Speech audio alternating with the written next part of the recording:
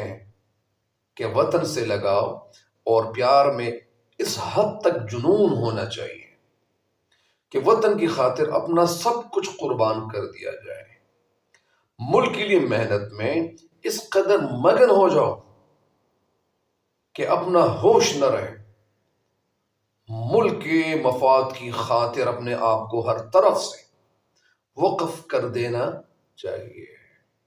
ظاہری بات ہے کہ جب ہم اپنے ملک کے مفاد کو سامنے رکھیں گے تو پھر ملک ترقی کرے گا، اور اسی محنت میں اصل لطف ہی ہے، اصل مزہ ہے۔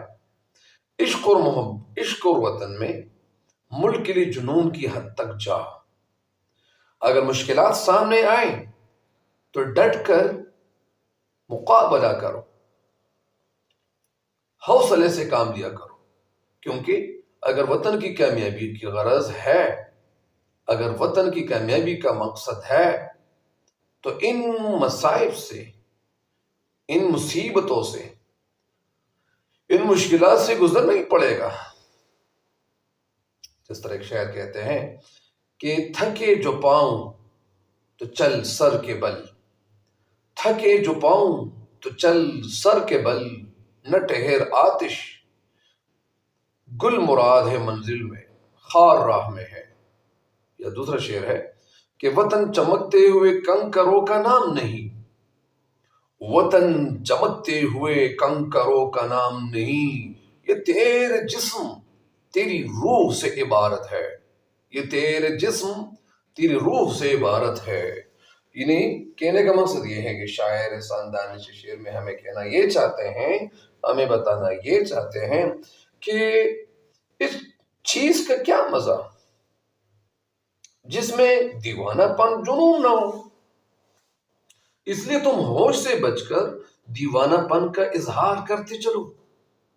یہاں جنون اور دیوانہ پن کا لفظ پاگل پن کے ان معنوں میں استعمال نہیں ہوا کہ جس کو عام طور پر روزمرہ زندگی میں استعمال کیا جاتا ہے اور سر انجام دینے سے بھی قاصر ہوتا ہے، ناچار ہوتا ہے۔